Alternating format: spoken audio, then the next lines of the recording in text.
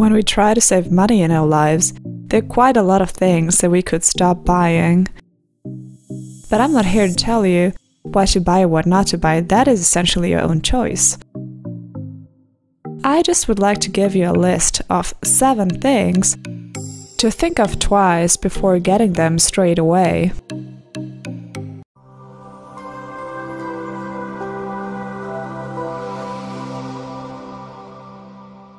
Number 1. Designer clothes. Often we get distracted by brands when we want to get a new shirt and we feel like we really need this one brand. But actually what we need is a new shirt. In the end, you're not paying for the item, you rather pay for the brand and the designer who made it, or for the cost it takes to advertise them. So that's something you could just get off your list. And if you want to have extraordinary clothes or something special, why not go to the local second-hand shop and see what is there? Often you can find designer clothes there that are a lot cheaper, or clothes that just look as fancy as any other designer's clothes. Or, if you're a bit more creative, you could become a designer yourself and just pimp up your own clothes.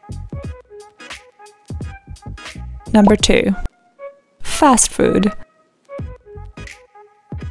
Okay, let's admit it. There is a lot of temptation when it comes to fast food, takeaway food, food from the bakery or any vendor on the street. It just smells extremely good. If you're, for example, on a long journey, you want to grab something quickly and you want to have a nice meal in between the stops when you're at the train station, airport, a bus station or somewhere else on the way. Well, it takes a little bit of time, but it saves you a lot of money if you prepare your own food at home. And I know this sounds like a really simple advice, but it comes from the heart, trust me. It is just a nice thing to open up your own lunchbox and find what you've prepared in the morning, or maybe what somebody else has prepared for you. So think about it before maybe a relative or your friend takes off to a journey. Maybe you want to prepare them a snack. This saves you not only a lot of money, but actually also time that you would spend in the queue in front of fast food stalls while you're waiting. So the next time you reach your stop or layover destination, you could just open up your backpack and enjoy whatever you have with you. Number 3. Expensive mobile phones. Okay, I see, there is a point in getting the latest version of a mobile phone just because it's very cool and very trendy and very in. At least that's what the producer tells you. Actually, has some new features, but basically the newest version of a Samsung or the newest version of whatever other brand you might pick is just a little bit better than the older one. And if you're honest, what do you need your cell phone for? Do you do that many really fancy things, or are you in the end just texting on WhatsApp or flipping through pictures on Instagram or the like? If you're not using your phone for extraordinary things, or if you don't want to communicate with aliens somewhere in outer space, a normal phone will also do, and it will save you a lot of money.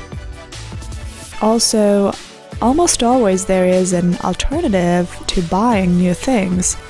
You could, for example, ask around in your extended family to see if somebody has recently changed their phone, and then let them buy this very fancy phone that they really need, and you just get their slightly older phones that are actually working quite well.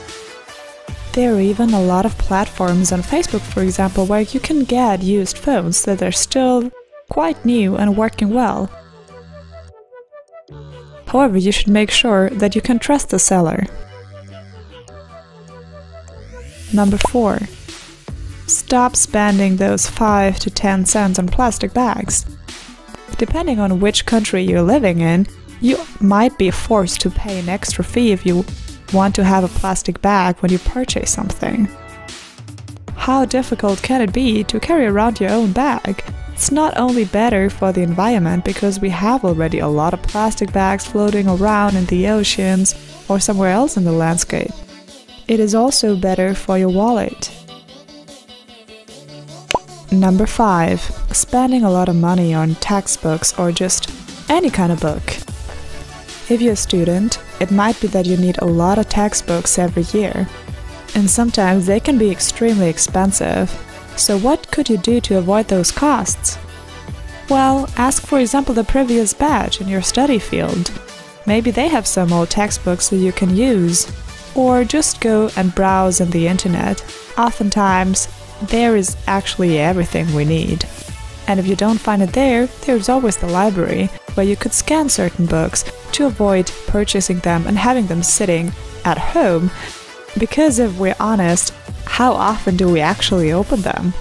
Most of the time, they're just decoration, right?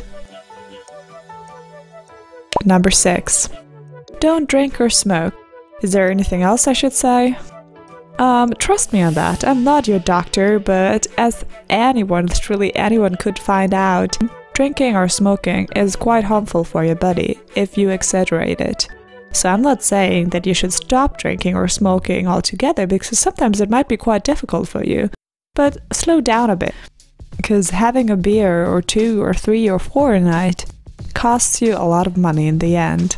But you can not only save money on alcoholic drinks, you can basically save money on every kind of drink. If you're on the way to work maybe, or to university, to school, or on some trip, you might get thirsty eventually. And then it's just very tempting to get any kind of soft drink, a coffee, or grab something on the way. Well, this might seem a bit old school, but I actually think it is saving you a lot of money. Just take your own water bottle from home. You can use water from the tap if it's possible in your country, boil water if it's not possible, or get some water at the water fill stations in your country.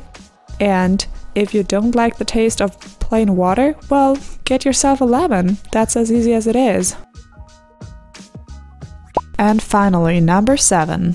Going out in general with your friends is a very cool plan for a Saturday night or Friday night or whatever kind of night. Actually, it's always a good plan, but it can also be very costly. So what can you do to have a good time with your friends without spending a lot of money? Well, you could go to the theater, but you could also go and watch a movie at somebody's place at home.